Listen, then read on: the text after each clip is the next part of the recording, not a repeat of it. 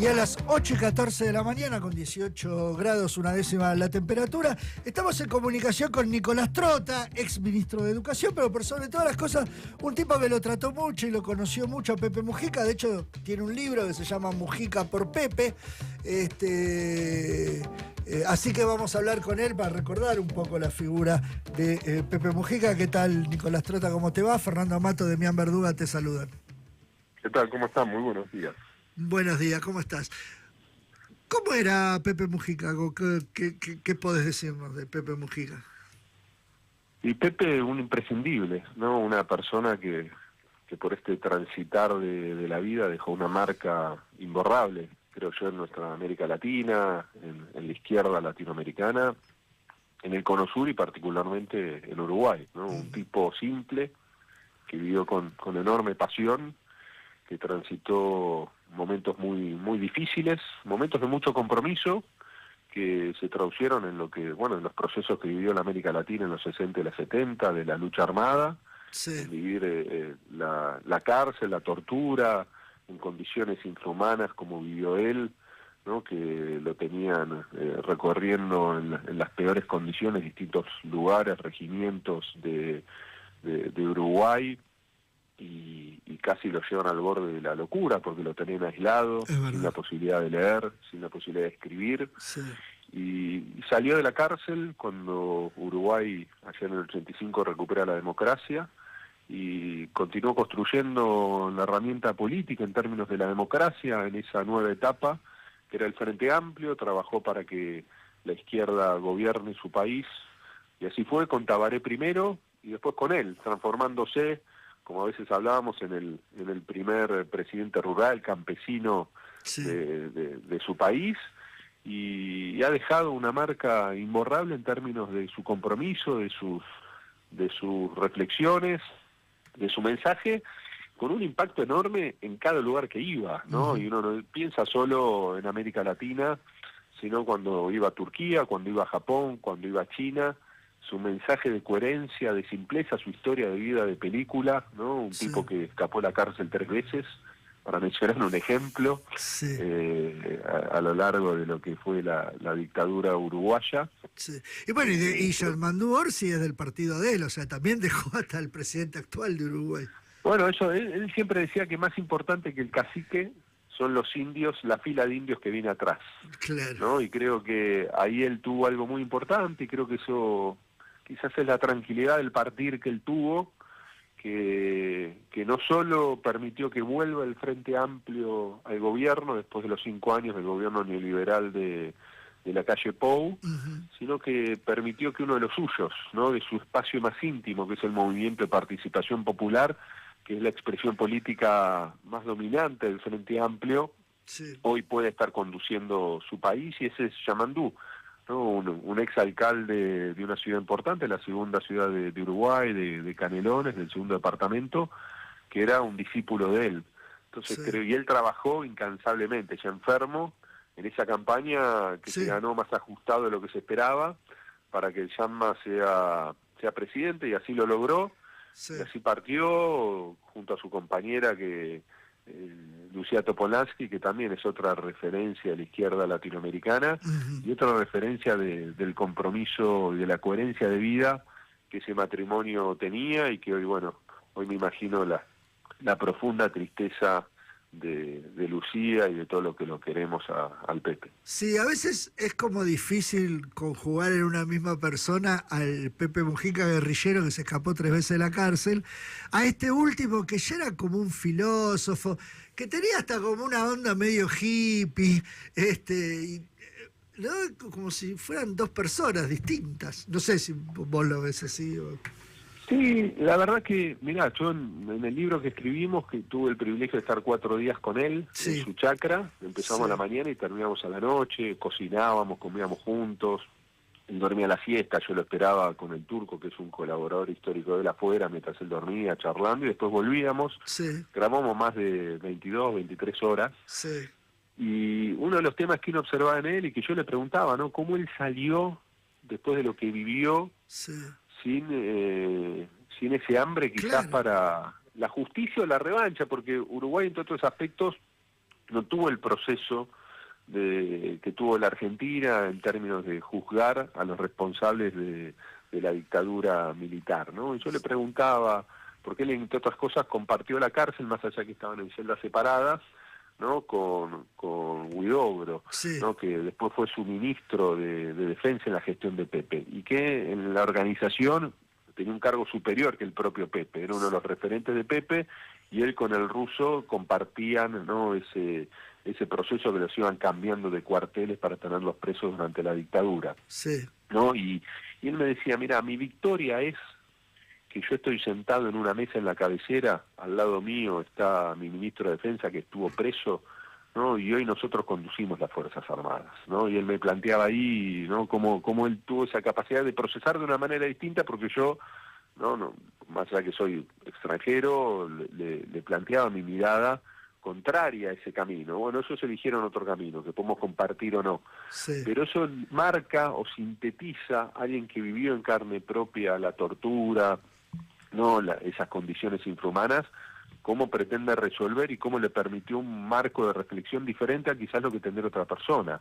Pero él siempre ha tenido una coherencia muy marcada, ¿no? Eso que él planteaba una y otra vez, que le decía a los dirigentes sociales y políticos, vive como piensas o pensarás como vives, Sí. ¿no? Si uno pretende representar un sector de la sociedad, tiene que habitar en condiciones similares, parecidas, ¿no? Porque si no uno se aleja de la realidad y es cooptado, ¿no? Por ese consumismo extremo que él tanto criticaba, con esa sabiduría de haber vivido la vida, que él también remarcaba que quizás mucho de sus reflexiones del presente fueron construidas en esas celdas oscuras, con frío, en condiciones tan detestables que lo hicieron vivir, ¿no? Y creo que eso es el mensaje que Pepe deja, esa coherencia, esa reflexión profunda y esa conciencia que lo único, como él decía, que no se puede comprar en un supermercado es el tiempo, ¿no? El tiempo de hacer lo que uno quiere,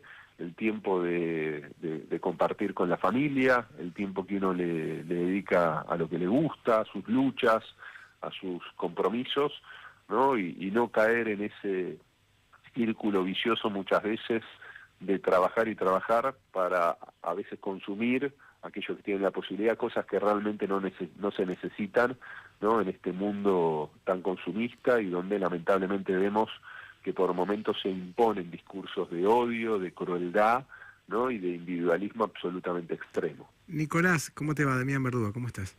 ¿Qué tal, Damián? Venís hablando, recorriendo el Pepe, su historia, el Pepe guerrillero, el Pepe filósofo, como lo llama Fernando, etcétera. Yo te quería preguntar sobre su aspecto como conductor político, como constructor del Frente Amplio y conductor de un movimiento político. Bueno, un enorme compromiso, él y Lucía. Ellos han construido el MPP como un espacio político muy dinámico. Hoy la mayoría no recuerdo ahora el número, pero la mayoría, más de la mitad de los senadores que tiene el Frente Amplio son del espacio político del MPP, y él dedicó los últimos años de su vida a eso, ¿no? Inclusive, no en este proceso electoral, sino en el anterior, a él le planteaban que él sea candidato, ¿no? Un Uruguay que estaba atravesado también por tres liderazgos, ¿no? Sí. Que eran Astori, Pepe y el expresidente Tabaré Vázquez, ¿no? Claro. Y son tres liderazgos muy grandes en edad, ¿no? O sea, Pepe es el último en fallecer de los tres, pero ustedes tenían 90 y pico de años, o 90 años. Sí. Y había un problema en lo que era el trasvasamiento generacional, por la fortaleza que tenían esos tres dirigentes políticos de distintas líneas dentro del Frente Amplio, ¿no? Pepe más a la izquierda, quizás Tabaré un poco en la centroizquierda y Astori en el centro, para decirlo en términos más de la identificación política internacional. Uh-huh. Ahora ellos convivían y ahí a Pepe se le planteaba el desafío de ese trasvasamiento generacional, que creo que lo empieza a lograr con Yamandú, con distintas referencias como el Pacha en Uruguay. Me parece que empieza a observarse ese marco de continuidad que tiene que tener las ideas, no solo por supuesto del Frente Amplio y del Pepe, sino también de esa línea interna tan fuerte que han construido Pepe y Lucía, y que es tan dinámica en un país muy distinto al nuestro, ¿no? En un país más pequeño, no solo territorialmente, sino también en términos de población, pero en un país también atravesado por una fuerte división. Uno ve Uruguay, más allá que es muy estable esa división, la mitad adhiere al Frente Amplio, la mitad adhiere a esta coalición de centro-derecha que incluye a los colorados y a los blancos. Sí, tuvieron que juntarse todos. Tuvieron que juntarse todos, pero por eso no es un país que está exento de tensiones. Sí. ¿No? Uno a veces piensa que lo que se vive en Argentina es único, ¿no? Y se está viendo en gran parte del mundo, ¿no? Lamentablemente. Recién fuera del aire con Demián nos acordábamos que vos hiciste un programa de televisión con presidentes latinoamericanos, que era la primera ola progresista, digamos. ¿Te parece que estamos ante una segunda ola, más allá de Argentina, ¿no? ¿Estamos ante una segunda ola o es la continuidad de la primera? ¿Cómo lo ves? Y lo veo con mucha más dificultad, ¿no? Más allá que se han logrado mayor cantidad de gobiernos en Sudamérica, y si tomamos América Latina, la trascendencia que tiene la segunda economía latinoamericana, que es México, que está conducido por una fuerza progresista, claro, como era AMLO y ahora como Sheinbaum, a partir del gobierno de Morena. La realidad es que los gobiernos progresistas, y yo diría todos los gobiernos más allá del color político, hoy viven un marco de profunda inestabilidad, ¿no? Y de una capacidad de transformación inferior a la que vivieron en esos procesos de cambio y de fuerte transformación que se vivieron con el comienzo del siglo, claro, ¿no? Cuando uno recuerda, ¿no? Lula, recuerda por supuesto Lula Dilma, Tabaré Pepe, Néstor y Cristina Kirchner, el propio gobierno tan transformador de Evo Morales, ¿no? El Partido Socialista en Chile, más allá de sus características particulares con Lagos y Bachelet, la primavera democrática tan breve que tuvo Paraguay a partir del gobierno de Lugo, y por supuesto el gobierno en Ecuador de Correa.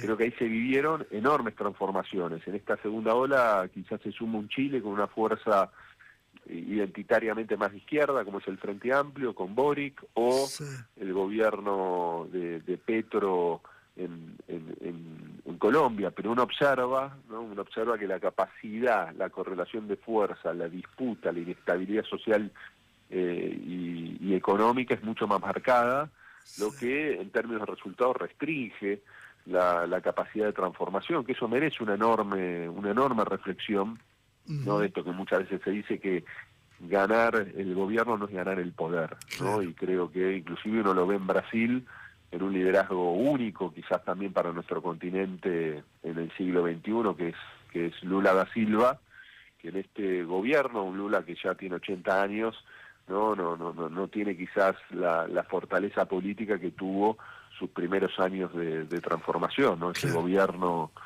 tan transformador que vivió Brasil, que también tenemos que reflexionar cómo eso desembocó en ese golpe parlamentario a Dilma, ¿no? En esa destitución de Dilma, violentando toda norma, que permitió abrirle la puerta, ¿no? A un gobierno de tinte autoritario, retrógrado, como fue el gobierno de Jair Bolsonaro, ¿no? Nicolás Trota, ex ministro de Educación de la Nación y autor del libro Mujica por Pepe, te agradecemos muchísimo este contacto con Pasos Perdidos. No, muchas gracias a ustedes. Abrazo grande. Busca en tu radio en el 102.1 FM La Patriada.